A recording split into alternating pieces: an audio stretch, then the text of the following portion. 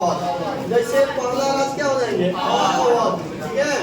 दूसरा राज में क्या हो जाएंगे हैदराबाद, क्या हो जाएंगे हैदराबाद। और तीसरा राज में क्या हो जाएंगे कर्नाटक, क्या हो जाएंगे। ऐसे देखिए 5 को हम लोग पढ़ा जाता है, इससे बहुत जगह हुआ है। कर्नाटक के बाद क्या हो जाएंगे बंगाल, पहले मैसूर लिख देते हैं और अंतिम में बंगाल लिख देते हैं। उसके बाद कौन था बंगाल, कौन था बंगाल। समझ में आया, बोलिए। तो औरंगजेब के मृत्यु के बाद मुगल काल से कुछ क्षेत्रीय राज अलग हुआ था, जिसमें पहला अवध हो जाएगा, दूसरा कौन हो जाएगा तीसरा बंगाल। अब हम लोग इसमें पढ़ेंगे एक एक करके। सबसे पहले किसके बारे में पढ़ेंगे अवध के बारे में पढ़ेंगे, ठीक है। अब अवध के बारे में जब हम पढ़ेंगे इसको मिटा देते हैं। अवध का अभी वर्तमान में नाम क्या है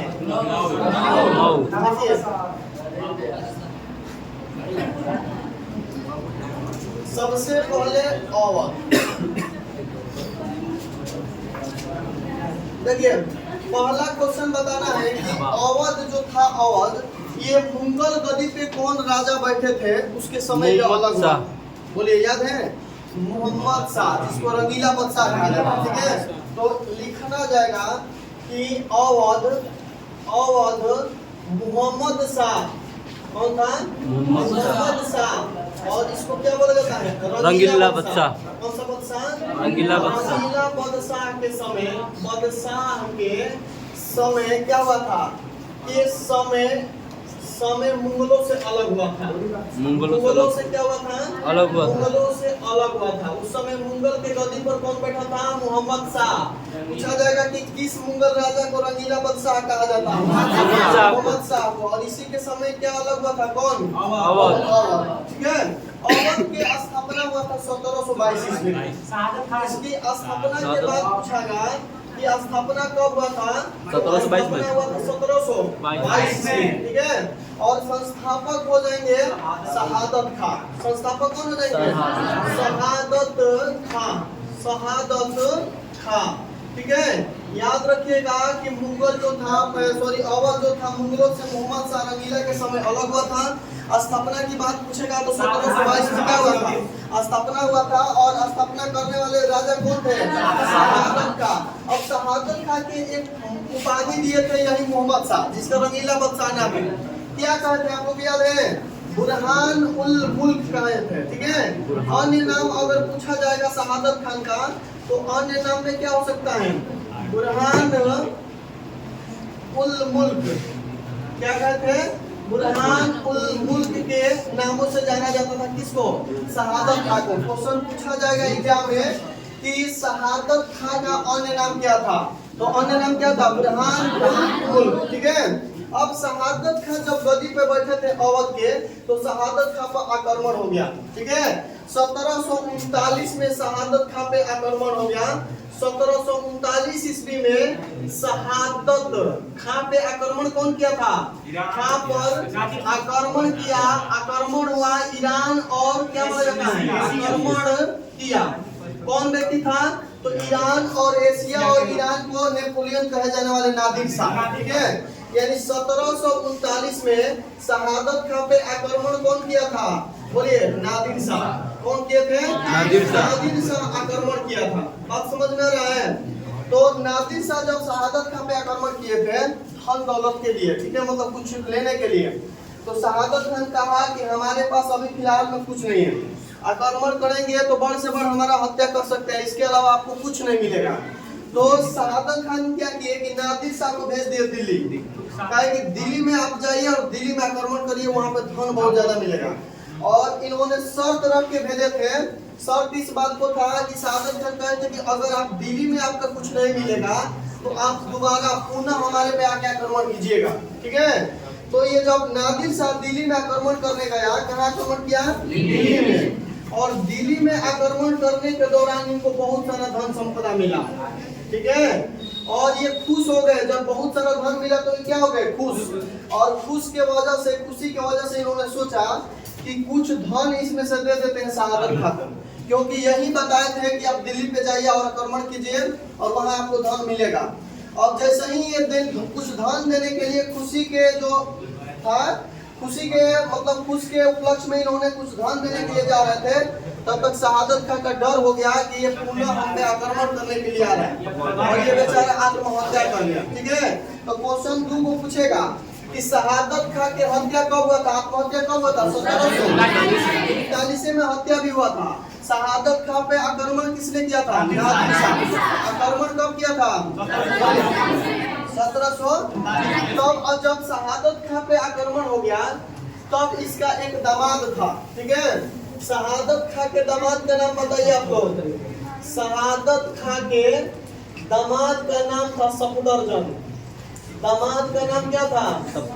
दामाद का नाम सफदरजंग। कौन हो जाएंगे?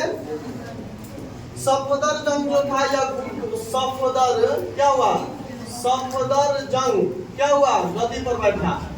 किसके गद्दी पर बैठा? अवध के। और समझ में आया? अवध के अगला नवाब कौन बना? सफदरजंग। किसके बाद? शहादत खां के बाद। ठीक है, ये उनका दामाद था और सफदरजंग गद्दी पर बैठा। और तब तक जैसे ही गद्दी पर बैठा तब बोलिए 1748 ईस्वी में क्या हुआ? रंगीला बदशाह की मृत्यु हो गया। क्या हुआ? रंगीला बदशाह के अन्य नाम क्या था? मोहम्मद शाह। क्या हुआ? मोहम्मद शाह की क्या हो गया? मोहम्मद शाह के मृत्यु हो गया। कब? 1748 ईस्वी में। समझ में आया? इसके बाद जब सफदरजंग की मृत्यु हो गया 1748 में, तो अगला राजा कौन बना? मुगल के गद्दी पर अगला कौन बैठेंगे? अहमद शाह। अहमद शाह मुगल की गद्दी पे। ये हो गया अवध के और वो हो गया मुगल। ठीक है, तब अगला नवाब, तब अगला मुगल गद्दी पर कौन बैठा? मुगल गद्दी पर बैठा अहमद शाह। कौन बैठ गया? अहमद शाह। ठीक है, अहमद क्या हो गया? अहमद शाह।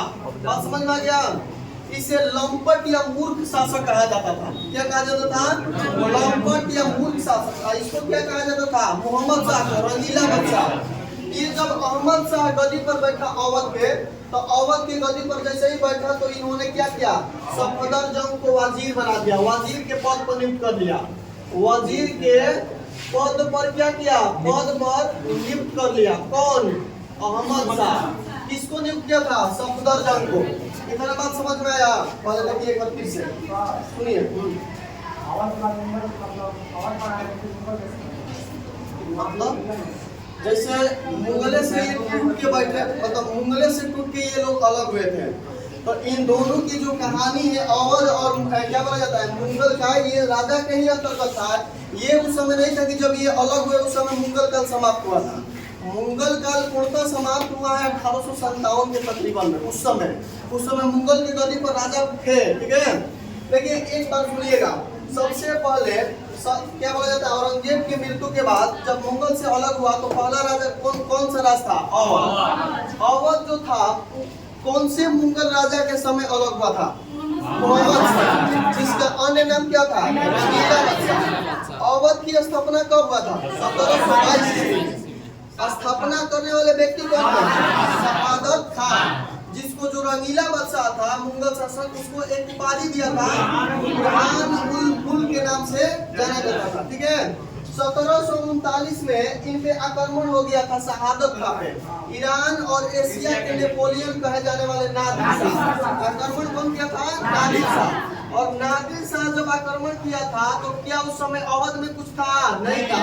तो इन्होंने कहा शहादत का कि आप दिल्ली पे जाइए और दिल्ली पे आक्रमण करके वहां से धन संपदा लाइए, अगर वहां नहीं मिलेगा तो पुनः हमारे यहाँ आक्रमण कीजिएगा। तो इन्होंने जब दिल्ली पे आक्रमण किया तो बहुत सारे धन संपदा मिला और वही खुशी में ये इनको देने आ रहे थे। तब तक इनको लगा कि जो हम शर्त रखे हैं उसी को पूरा करने आ रहा है। ये तुरंत आत्महत्या कर लिया 1739 ईस्वी में। समझ में आया? 1739 में किसकी हत्या हुआ था? शहादत खां।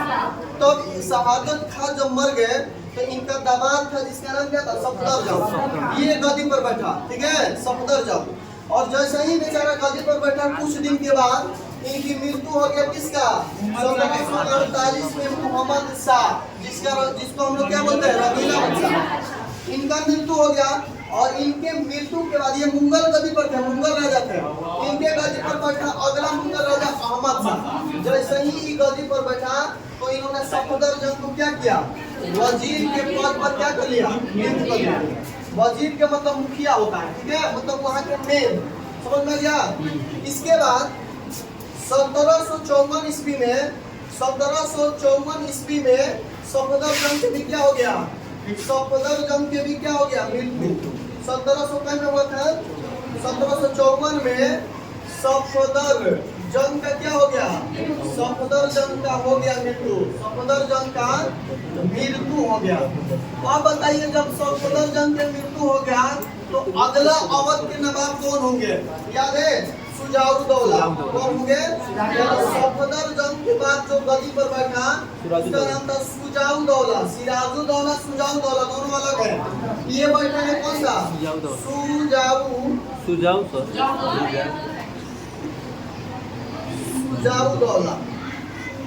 सुजाउद्दौला। बात समझ में रहा है।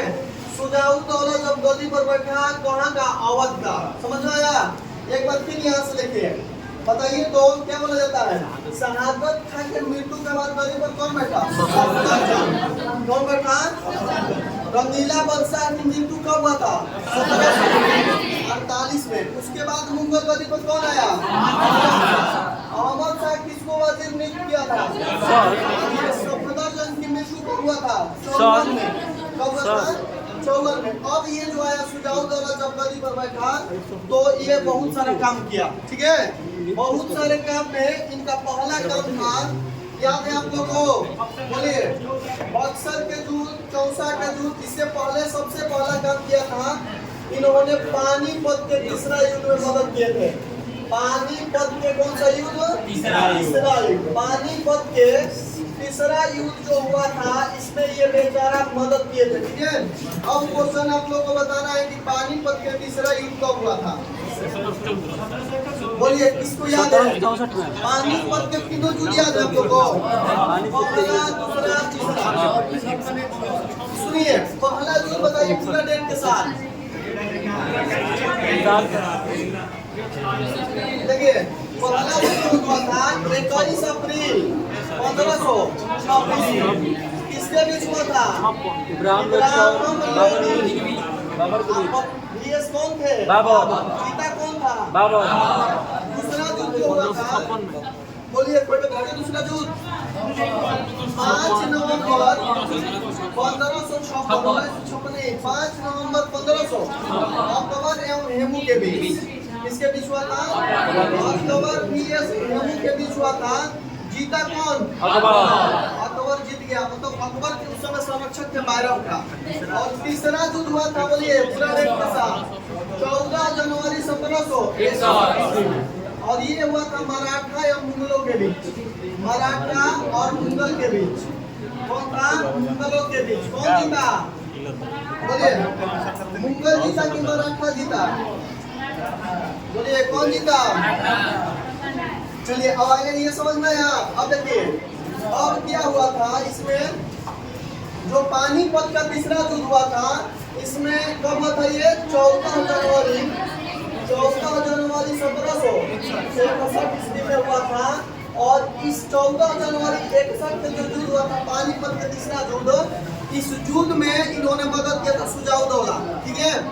मुगल जो शासक थे अहमद शाह अब्दाली, अहमद शाह अब्दाली मुगल न थे, मराठा थे, उसमें मतलब ये अहमद शाह अब्दाली को मदद किया था, ठीक है। यानी लिखा जाएगा कि पानीपत के तीसरा युद्ध में सुजाउद्दौला था, कौन दौला, सुजाउद्दौला अहमद शाह अब्दाली को मदद किए थे। अहमद शाह अब्दाली को क्या किए थे, अब्दाली को मदद किए थे, मदद किए थे। बात समझ में आया। इसके बाद क्या हुआ, बोलिए। इसके बाद किए थे बक्सर के युद्ध। दूसरा काम कब हुआ था इनका, बक्सर का युद्ध। बक्सर का जो युद्ध हुआ था ये कब हुआ था, बताइए। 22 अक्टूबर 1764 ईस्वी को बक्सर का युद्ध हुआ था, ठीक है। बक्सर का युद्ध कब हुआ था? 22 अक्टूबर 1764 ईस्वी में, और इसमें तिलकुट सेना थी, ठीक है। एक था बंगाल के अपदस्थ नवाब, एक था बंगाल के पदस्थ नवाब, और एक मुहम्मद साहब मुगल शासक था शाह आलम द्वितीय। कौन था? और तीनों लोग मिल के तिलकुट सेना के गठन किए थे, और यही तिलकुट सेना का अध्यक्षता कौन कर रहे थे? बक्सर के युद्ध में तिलकुट सेना के अध्यक्षता कौन कर रहे थे? तिलकुट सेना का गठन कर रहे थे मुगल शासक शाह आलम द्वितीय। कौन कर रहे थे? शाह आलम द्वितीय। ऐसा पढ़ाना है बक्सर के युद्ध आप लोगों को। शाह आलम द्वितीय का भेंट हो गया बिहार के बक्सर में, किससे? अंग्रेजी सेना से। और अंग्रेजी सेना के नेतृत्व कौन कर रहे थे? Hector Munro. यानी टोटल अगर बक्सर के युद्ध पूछा जाएगा तो कौन था? तिलकुट सेना, तिलकुट सेना और हेक्टर मुनरो के बीच, किसके बीच हुआ था? अंग्रेजी सेना के बीच हुआ था। अंग्रेजी सेना के बीच में हुआ था बक्सर के युद्ध, जिसमें तिलकुट सेना के नेतृत्व कर रहे थे शाह आलम द्वितीय। कौन रहे थे? शाह आलम द्वितीय।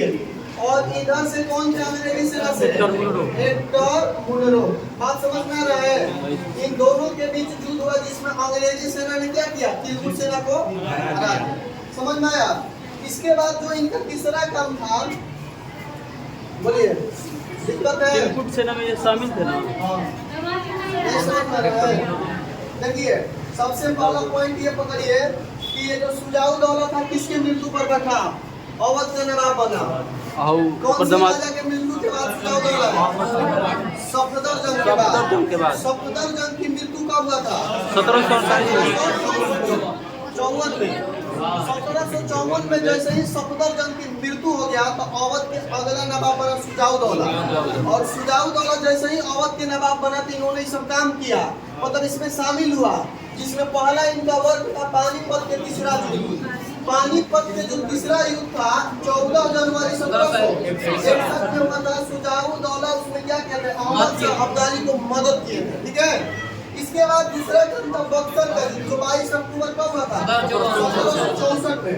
इसमें ये तिलकुट सेना शामिल थी और एक इधर से अंग्रेजी सेना। इस तिलकुट सेना की अध्यक्षता कर रहे थे शाह आलम द्वितीय। अध्यक्ष कौन थे?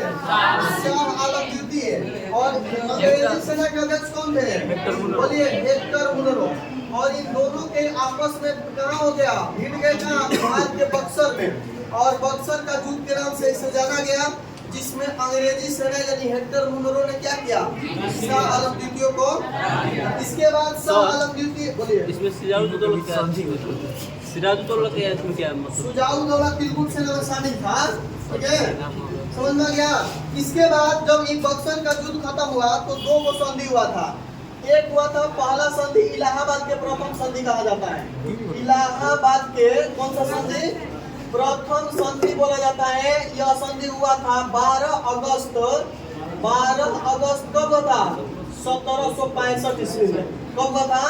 12 अगस्त 1765 में बक्सर के युद्ध के तुरंत बाद इलाहाबाद के संधि हुआ, और इस इलाहाबाद के संधि के तहत शाह आलम द्वितीय को वेतन से हटा के पेंशन भोगी बना दिया गया, ठीक है। और साथ ही साथ बिहार, बंगाल और उड़ीसा में टैक्स वसूलने के अधिकार अंग्रेजों के हाथ में दे दिया गया। बात समझ में आया? नहीं समझ में आया है? बोलिए, एक बार समझिएगा। प्रथम विश्व जैसे बक्सर युद्ध के बाद कौन सी संधि हुई थी? इलाहाबाद में दो गो संधि हुआ था। पहली 12 अगस्त 1765। ये जो इलाहाबाद की संधि थी, इसमें हेक्टर मुनरो शाह आलम द्वितीय को बुलाया अपने दरबार में और कहा कि जो आपका वेतन मिलता था, वेतन न देके आपको पेंशन दिया जाएगा, ठीक है। यानी शाह आलम द्वितीय को पेंशन भोगी बनाया। और साथ ही साथ उस दिन पूछे थे बिहार के और बंगाल के और उड़ीसा के, बिहार, बंगाल और प्लस कौन सा जगह? उड़ीसा के जो टैक्स वसूलने का काम था, टैक्स का अधिकार किसको दे दिया गया? टैक्स के अधिकार दे दिया गया किसको? अंग्रेजी को। अंग्रेजी से मतलब अंग्रेज को किसको दे दिया गया? अधिकार दे दिया गया अंग्रेज के हाथ में। बात समझ में आया? तो ये क्वेश्चन बीपीएससी में पूछा गया क्वेश्चन है कि बिहार और बंगाल और उड़ीसा में टैक्स वसूलने के अधिकार अंग्रेजों के हाथ में किसके अंतर्गत हुआ? इलाहाबाद के। बात समझ में आया? इसके बाद दूसरा हुआ, बोलिए, बोलिए बोलिए।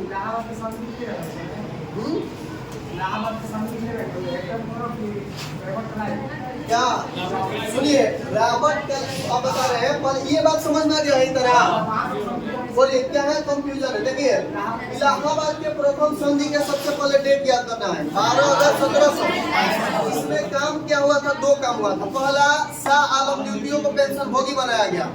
उसके बाद दूसरा काम हुआ था कि बिहार, बंगाल और उड़ीसा के टैक्स जो वसूलने का अधिकार था वो किसके हाथ में दे दिया गया। और यहीं से, ठीक है, हाँ, यहीं से भारत के अंतर्गत दैव शासन चालू हुआ। ठीक है, उस समय गवर्नर जनरल लॉर्ड क्लाइव था। बात समझ में आया। क्वेश्चन पूछा जाएगा कि किस गवर्नर जनरल के समय में, अब यहाँ पढ़ा रहे थे तब तक आप पूछ लिए, यहीं पे ये बात बता दे। दूसरा इलाहाबाद की दूसरा संधि भी हुई है। क्या हुआ है, इलाहाबाद की दूसरा संधि। हाँ बता रहे हैं, इलाहाबाद के कौन सा संधि है, दूसरा संधि। और इलाहाबाद के जो दूसरा संधि हुआ था वो हुआ था 16 अगस्त 1765 ईस्वी में। कब हुआ था, 1765 ईस्वी में। समझ में आ जाएगा। इलाहाबाद की दूसरा संधि हुई थी। दूसरी जो संधि हुई थी, संधि वो कब हुई थी, 16 अगस्त 1765 ईस्वी में। ये जो संधि हुई थी ये रॉबर्ट क्लाइव के बीच, रॉबर्ट कौन थे, क्लाइव, और कौन थे, सिराजुद्दौला की सिराजुद्दौला कौन हो जाएगा, सिराजुद्दौला कौन हो जाएंगे,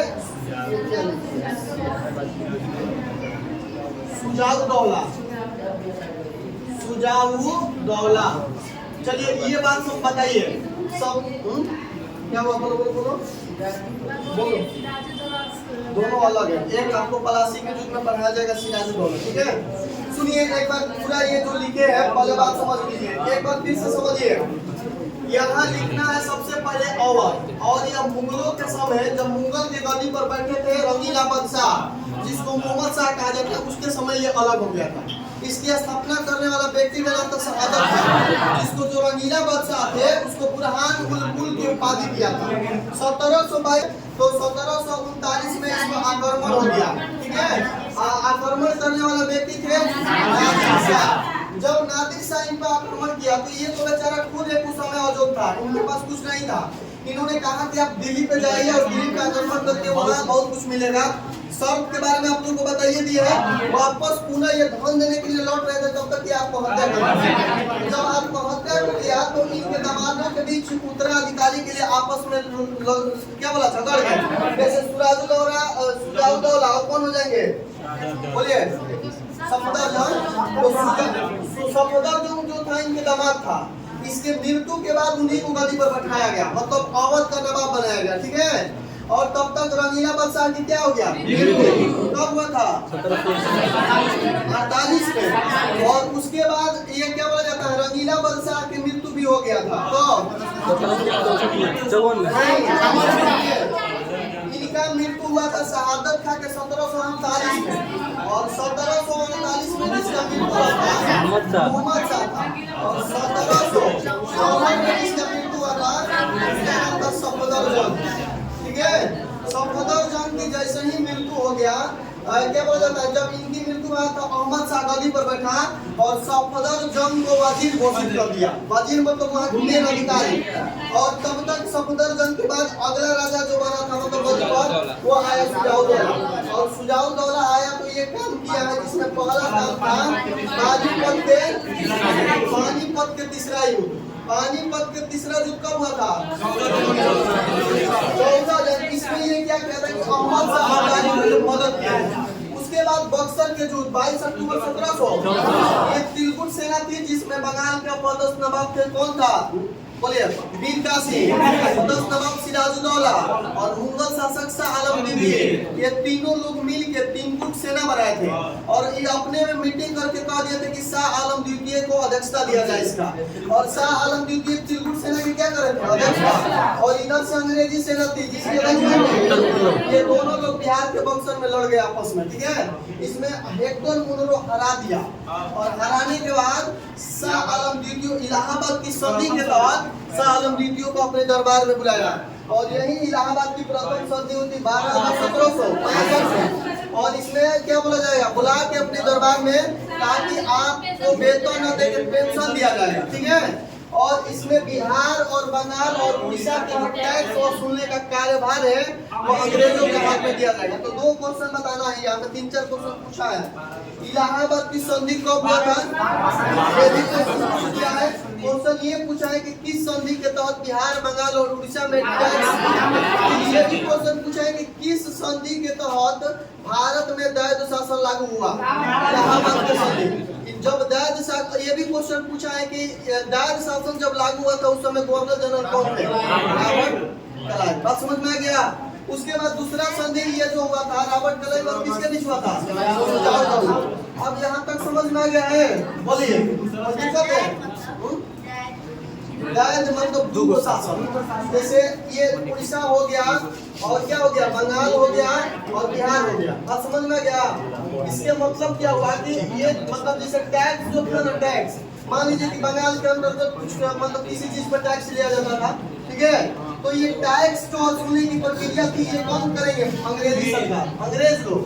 बाकी इसका कार्यभार जो था भारत मतलब बंगाल के नवाब लोग करेंगे। कौन करेंगे, बंगाल के नवाब। मतलब दुर्ग शासन नहीं हो गया, कुछ काम इनके द्वारा, कुछ काम इनके द्वारा, इसी को क्या बोला जाता था, दैध शासन। तो ये कब लागू हुआ था, किस संधि के तहत। इसके बाद देखिए सुजाऊ दौला के बाद, सुजाऊ दौला के बाद, दौला के बाद अवध का अगला नवाब कौन बना, अवध का अगला नवाब बना, अगला नवाब का नाम था, बोलिए मजीद अली साहब, याद है, मजीद अली साहब, आसफ उदौला। कौन बैठा, आसफ उदौला। बात समझ में आ गया। आसफ उदौला था। देखिए सबसे पहले याद रखिएगा, उस समय अवध जो था जब स्थापना हुआ था 1722 में, तो उस समय अवध की राजधानी कहाँ थी, 1722 में अवध की राजधानी कहाँ थी, 1722 में अवध की राजधानी थी फैजाबाद। कहाँ था, फैजाबाद। बात समझ में आया। जब अगला नवाब बना असफउद्दौला खान, ये जब गद्दी पर बैठा तो इन्होंने राजधानी परिवर्तित कर दिया। क्या किया, राजधानी क्या कर दिया, परिवर्तित कर दिया। और राजधानी परिवर्तन करके फैजाबाद से इन्होंने कहाँ ला दिया, लखनऊ। फैजाबाद से कहाँ ला दिया, फैजाबाद से लेकर आ गया, लेकर आया लखनऊ। कहाँ आ गया, लखनऊ। बात समझ में आया, बोलिए समझ में आ रहा है कि नहीं आ रहा है, बोलिए। सुजाऊ दौला के बाद जो अगला अवध का नवाब बना उसका नाम था आसफ दौला। और बेटा आसफ दौला खान, ठीक है। इन्होंने क्या काम किया, फैजाबाद से राजधानी कहाँ ला दिया था, लखनऊ। इन्होंने फैजाबाद से राजधानी जो स्थापना हुआ था अवध का 1722 में, उस समय राजधानी कहाँ थी, फैजाबाद। राजधानी कौन लाया, लखनऊ। अब सुनिए, लखनऊ से अब यहाँ से क्वेश्चन क्या क्या पूछा गया, सुनिएगा। सबसे पहला क्वेश्चन पूछा गया है कि लखनऊ किस राज्य की राजधानी है, ठीक है। तो पहला क्वेश्चन हो जाएगा कि उत्तर प्रदेश की राजधानी कौन है, राजधानी हो जाएंगे लखनऊ, ठीक है। क्या हो जाएंगे, लखनऊ। इसे नवाबों का शहर कहा जाता है। क्या कहा जाता है, नवाबों के शहर के नाम से किसे जाना जाता है, लखनऊ को। बात समझ में आया। भारत के एक, बोलिए फैजाबाद का नाम क्या रख दिया गया है, अयोध्या। राम मंदिर के वास्तुकार कौन थे,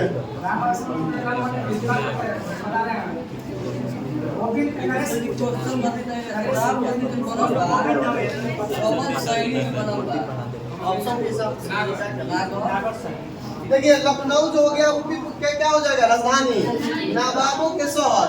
और भारत के एकमात्र ऐसा शहर जहाँ सबसे ज्यादा अनुसंधान संस्थान है, ठीक है।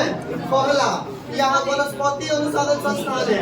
वनस्पति अनुसंधान संस्थान कहाँ है, और बोलिए क्या है, कपास, कपास अनुसंधान संस्थान कहाँ है, अनुसंधान संस्थान कहाँ, और बोलिए, और है वनस्पति आम अनुसंधान संस्थान कहाँ है, आम अनुसंधान संस्थान सब लखनऊ में है, ठीक है। और यही जब आसफ क्या बोला जाता है, आसफ उदौला खान था, जब ये गद्दी पर बैठा तो यहाँ 2 चीज बनाया था। एक का नाम था बाड़ा इमाम बाड़ा, इमाम इमामबाड़ा। छोटा इमामबाड़ा। दूसरा क्या था? छोटा इमामबाड़ा। ये दरोगा में क्वेश्चन पूछा गया है, इमामबाड़ा। ठीक है, हाँ बोलिए। इमामबाड़ा का है हाँ पहले तो अनाज रखा तो रहलू ये भी हाँ जैसे हाँ जैसे नहीं होता है आनंद नगर था, मतलब आनंद नगर एक पहले बाड़ा था एक छोटा था। अच्छा आनंद नगर आप लोग पढ़े हैं ना, तो बड़ा इमामबाड़ा और छोटा इमामबाड़ा को कौन स्थापना किया था? 1889 ईस्वी में हुआ था स्थापना इसका। इसमें 84 देख लीजिएगा, कहीं लिखवा है इसको। 1889 ईस्वी में बड़ा इमामबाड़ा और छोटा इमामबाड़ा कहाँ हो जाएगा? लखनऊ में। बस देख लीजिएगा। अच्छा हम कल इसको बता देंगे, हमको लगता है नवासी होगा। तो बताइए सब सुजाउद्दौला के बाद गद्दी पर कौन आया? उन्होंने क्या किया? राजधानी हैदराबाद से कहाँ गए थे? लखनऊ। और लखनऊ को ऊपी की राजधानी हो जाएगा, नवाबों के साथ हो जाएगा। अगला आप बताइए असफउद्दौला और क्या बोला जाता है? इनके बाद असफउद्दौला खान के बाद अवध का अंतिम नवाब लास्ट और अंतिम नवाब था जिसका नाम था वाजिद अली शाह। क्या नाम था? वाजिद अली शाह। कौन हो जाएंगे? वाजिद अली शाह। वाजिद अली जो शाह थे ये बेगम हजरत के क्या थे? बोलिए। बेगम हजरत के पति थे। बेगम हजरत महल, जिसको महल पर कहा जाता था। बेगम हजरत महल के क्या थे? महल के बोलिए पति थे। और ये पति मतलब नाखून काटने वाली पति, पता ना ऐसे पति निकल जाता है। ठीक है, देख लीजिएगा आप लोग, ये पति थे, ये वाला पति। ठीक है, ये वाला है ना।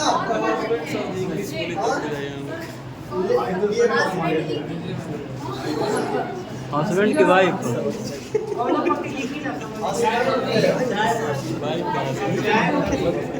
हस्बैंड बोला जाएगा कि हस्बैंड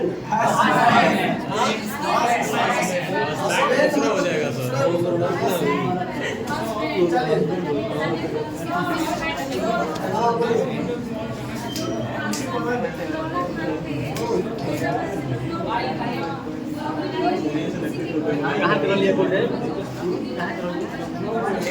हाँ अभी राजधानी अगर कोई परिवर्तन करेंगे तो सांसद करेंगे। अब के संविधान के अनुसार उस समय हम लोग बुलाते हैं।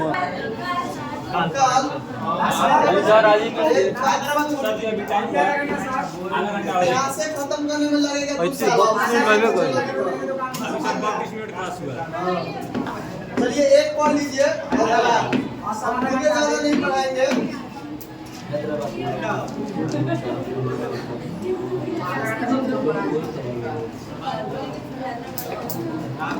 अब हम लोग पढ़ेंगे हैदराबाद।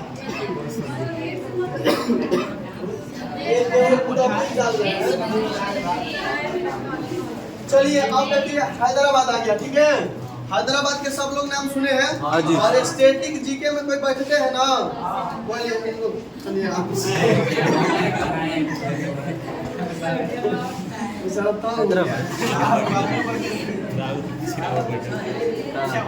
हैदराबाद से क्वेश्चन पढ़ा थे कि यहाँ हैदराबाद में नहीं, यहाँ पे यूनेस्को में एक जगह था जिसको शामिल किया गया था। बताइए कौन सा जगह था?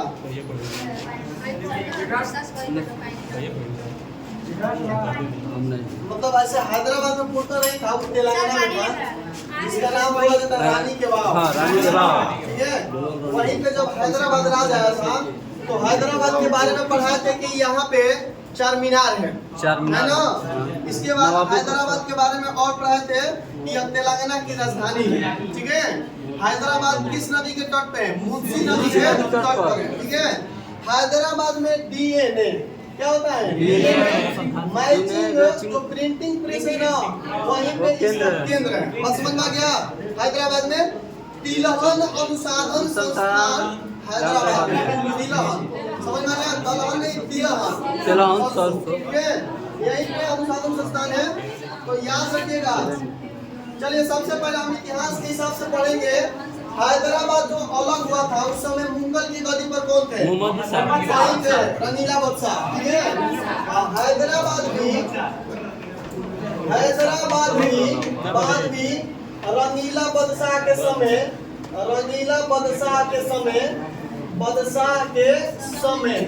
किससे अलग हुआ था? समय रंगीला बादशाह का मतलब समझ जाना, कौन सा शाह? मोहम्मद शाह हैदराबाद की रंगीला बादशाह के समय मुगल से अलग हुए थे। किससे अलग हुए थे? मुगल से अलग हुए थे। ये भी मुगल से अलग हुए थे। सब हो गया ना? अब पूछे जाएगा कि हैदराबाद के संस्थापक कौन थे? निजामुल मुल्क।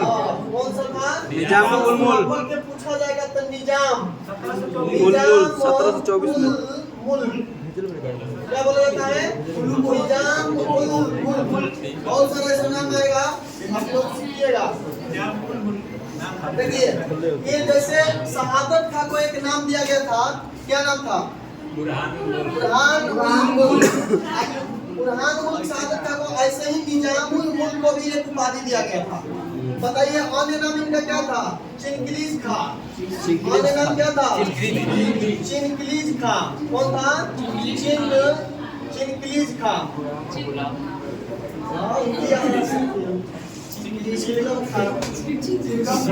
ठीक है, हो जाएगा। चिलगम खाने से हो जाएगा कैंसर। खाना चाहिए उससे। अच्छा सही बात है। वो नीमन चीज का थोड़ी बनता है। बोलिए समझिए। देखिए हैदराबाद मुगलों से रंगीला बादशाह के समय अलग हुआ था। संस्थापक के बाद किया जाएगा निजामुल मुल्क। अन्य नाम चिनकिलीज का। स्थापना का अगर डेट पूछेगा कब हुआ था स्थापना? 1724 ईस्वी में। बात समझ में आया? 1724 ईस्वी में ये हैदराबाद राज्य का क्या हो गया? स्थापना। बात क्लियर है? हैदराबाद राज्य का स्थापना कब हुआ? 1700। ऐसे ये सबसे धनी रास्ता, सबसे कौन सा रास्ता? सबसे अमीर रास्ता, धनी रास्ता राज था। लेकिन इनका सर्वाधिक विवाद मराठों से था। लेकिन इनका सर्वाधिक विवाद किससे था? इनका सर्वाधिक विवाद जो था, सर्वाधिक विवाद किससे था? विवाद जो था मराठा से था। किससे था? मराठा से था। बात समझ में आया? अब देखिए ये अब दो टीचर की यही पे नोट्स का डिफरेंट है। समझ में आ गया? जो बिहार में अभी पढ़ा रहे हैं जीके जीएस के टीचर, एक कोई खान सर और एक कौन था? रोशन आनंद। खान सर यही से लिख के समाप्त कर दिए हैं। यही लिख दिए हैं कि मुंशी शिवगांव की संधि हुई थी इसके हराने के बाद, और क्या बोला जाता है, चौथ कर और सरदेशी कर लगा दिया गया था। लेकिन इसी बात में वो कुछ जोड़ दिए हैं कि इसमें युद्ध भी हुआ था और दरोगा में दोनों युद्धवा पूछा गया। ठीक है, ये मिलेगा रोशन आनंद के नोट में। ठीक है, देखिए अब सुनिए। अब इसमें दो युद्ध हुआ था हैदराबाद के समय में। उस युद्ध का नाम याद रखिए। आज 5-6 को युद्ध पढ़ा दिए हैं। पहला युद्ध है शंकर खेड़ा के युद्ध। शंकर खेड़ा के युद्ध। बात समझ में आया? ये युद्ध एक बार आप लोगों को पढ़ाए थे। शंकर खेड़ा का जो युद्ध हुआ था, सबसे पहला पॉइंट ये है कि किसके बीच में हुआ था? याद है? सबसे पहले इसका दिनांक याद रखिए, डेट। ये जो युद्ध हुआ था 11 अक्टूबर 1724 को हुआ था। कब हुआ था? 11 अक्टूबर 1724 ईस्वी को हुआ था शंकर खेड़ा का युद्ध। प्रीवियस क्वेश्चन में हो जाएगा, मिल जाएगा। ठीक है,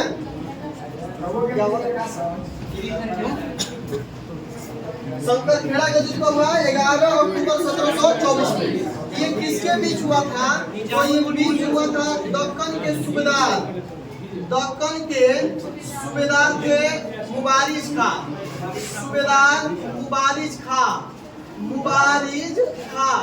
और एक व्यक्ति था हैदराबाद के निजाम। कौन थे? निजामुल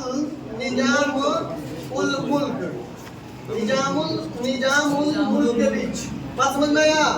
तो शंकर खेड़ा के युद्ध का डेट पूछेगा तो कब हो जाएगा? 11 अक्टूबर 1724 में।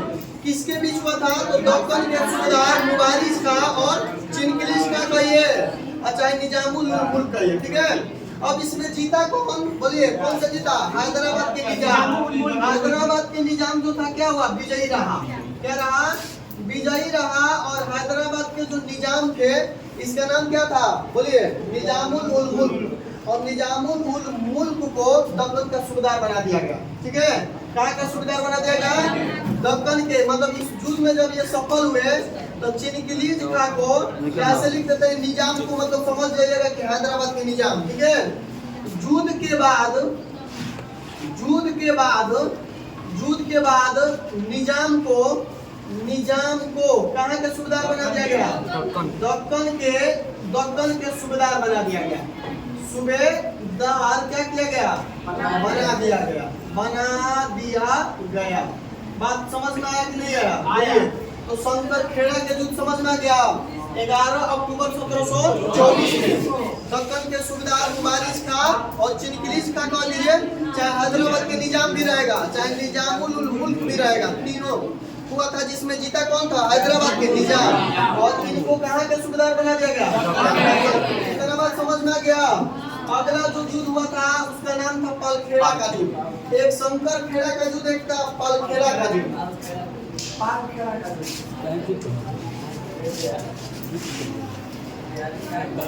हो जाएगा पालखेड़ा का युद्ध। ये सभी युद्ध हैदराबाद में होता है। पालखेड़ा का जो युद्ध हुआ था, याद रखिएगा, यह जो युद्ध हुआ था 1728 ईस्वी में हुआ था। इसका पूरा डेट नहीं मिल रहा है। ये कब हुआ था? 1728 ईस्वी में। और शंकर खेड़ा 1724। इसका पूरा डेट मिल गया है 11 अक्टूबर को। इनका नहीं मिल रहा है, बहुत सारे खोजे नहीं मिला। याद रखिएगा 1728 ये हुआ था हैदराबाद के निजाम के बीच। हैदराबाद के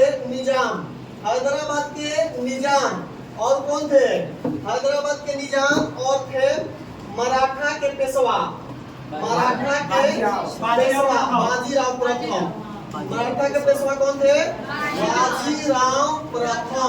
बाजीराव प्रथम के बीच हुआ था। बात समझ में आया? इसमें हैदराबाद के निजाम क्या हो गया? हार गया। क्या हुआ? इस युद्ध में जो हैदराबाद के निजाम थे वो क्या हो गए? हार गए। बात समझ में आया? और जो मराठा के पेशवा थे बाजीराव प्रथम, इसी के समय में शिवाजी जो थे, शिवाजी मराठा साम्राज्य के संस्थापक, इन्होंने 2 कर लाए थे। शिवाजी के द्वारा 2 कर लाया गया था। मराठा जब पढ़ेंगे तो समझ में आएगा। शिवाजी के द्वारा 2 कर लाया गया था। 2 कर, जिसमें पहला कर का नाम था चौथ कर। कौन सा कर? चौथ कर। और एक था सरदेशी कर। कौन सा कर था? सरदेशी कर। अब समझिएगा, चौथ कर जो लिया जाता था ये विदेशी, मतलब अपने देश के छोड़ के दूसरों से लिया जाता था। किससे लिया जाता था? मतलब दूसरे देशों के लोगों से लिया जाता था। और कुल उपज के 1/4 भाग लिया जाता था चौथ कर में। ये भी दरोगा पूछ दिया है कि चौथ कर किसके द्वारा लाया गया था? तो शिवाजी के द्वारा लाया गया था। चौथ कर में क्या अपने देश के नागरिकों से लिया जाता था कि दूसरे देश के? दूसरे देश से। कुल उपज के कितना भाग? और भाई जो था ना अपने पड़ोसी लोग, मतलब अपने देश के नागरिकों से लिया जाता था। कौन? स्वदेशी कर। और ये कुल उपज के कितना भाग लिया जाता था? 1/10 भाग। जब ये पालखेड़ा का युद्ध हुआ और इस पालखेड़ा के युद्ध में हैदराबाद के निजाम और देश मराठा का बीच हुआ, ये हरा दिए थे किसको? इनको। और ये लोग जो मराठा के लोग ये जो कर रहे थे, बोले कि हैदराबाद निजाम आप मानिए इस कर को, और ये मानने के लिए तैयार भी हो गया था। बात समझ में आया? तो यहाँ से भी क्वेश्चन हो सकता है कि हैदराबाद के निजाम किस युद्ध को हारने के बाद मजबूरन में चौथ कर और स्वदेशी कर मानने के लिए तैयार हुआ? और युद्ध कौन था? पालखेड़ा का। कौन सा युद्ध था? पालखेड़ा का। बात समझ में आया? इसी उसके बाद देखिए हैदराबाद से और क्वेश्चन क्या हो सकता है? सहायक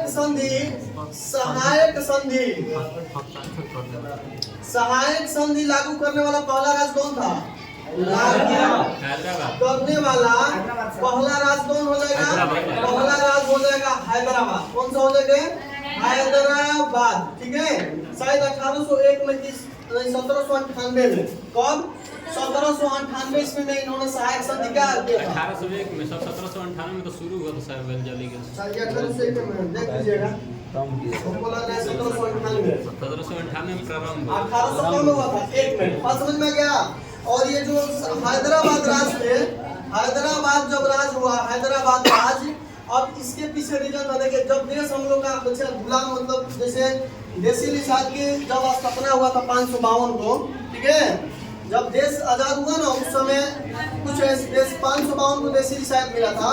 उसमें से 2 को 3 को ऑप्शन दिया गया था कि आप भारत में मिल जाइए, नहीं तो अलग से राज्य बनाइए। ठीक है, तो इसमें से कुछ लोग जो थे भारत में, मतलब Sardar Vallabh Bhai Patel, BP Memon, Lord Mountbatten मिल के बहुत सारे राज्यों को मिला दिए थे भारत में। 3 लोग नहीं मिले थे, एक हैदराबाद, एक जम्मू कश्मीर और एक जूनागढ़, जिसमें जम्मू कश्मीर को कैसे मिलाया गया, हस्ताक्षर करके। ठीक है, जनमत संग्रह द्वारा नहीं कहा जाएगा, क्या बोला जाता है, और जूनागढ़ को जनमत संग्रह चुनाव करके। हैदराबाद को ऑपरेशन किसके द्वारा, अपोलो के द्वारा, ऑपरेशन किसके द्वारा, अपोलो के द्वारा क्या किया गया, अपोलो के द्वारा भारत में मिलाया गया, मिलाया गया। उस समय कौन मिलाए थे, सरदार वल्लभ भाई पटेल। ऑपरेशन समझ में आ गया, तो हैदराबाद भी क्लियर हो गया। एक बार फिर से देखिए, एक बार फिर से अब लिखेंगे नहीं, केवल पूछेंगे। देखिए, सबसे पहला क्वेश्चन बताइए, हैदराबाद किसके समय अलग हुआ था, हैदराबाद की स्थापना कब हुआ था, 1924 में। स्थापना करने वाला राजा इनको कौन सा उपाधि दिया गया था। ठीक है, जब मुगलों में जो अलग राज्य हटा था, क्षेत्रीय राज्य, उसमें सबसे धनी राज्य कौन था, इनका विरोध सबसे ज्यादा किससे था, किससे था, शंकर खेड़ा के युद्ध कब हुआ था, 11 अक्टूबर 1700 किसके बीच हुआ था, बारिश का, और ये चिनकिलिस था। इसमें जीता कौन था, चिनकिलिस था। तब चिनकिलिस खान को कहाँ का सूबेदार बनाया गया, कहाँ का, पालखेड़ा का युद्ध कब हुआ था, 28 में, किसके बीच, मराठा के पेशवा बाजीराव प्रथम और निजामुल मुल्क के बीच, जिसमें निजामुल मुल्क हार गए और पेशवा क्या हो गया, जीत गया। और जीतने के उपलक्ष्य में इनको 14 कर और कौन सा कर, स्वदेशी कर, ये दोनों कर किसके द्वारा लाया गया था, 14 कर कुल उपज का कितना था, स्वदेशी कर। हैदराबाद जो था, इसको कैसे भारत में मिलाया गया, और हैदराबाद जो था, मतलब ऑपरेशन अपोलो के तहत मिलाया गया था। और क्या बोला जाता है, सहायक संधि मानने वाला पहला राज्य कौन हो गया, चलिए रहने देना।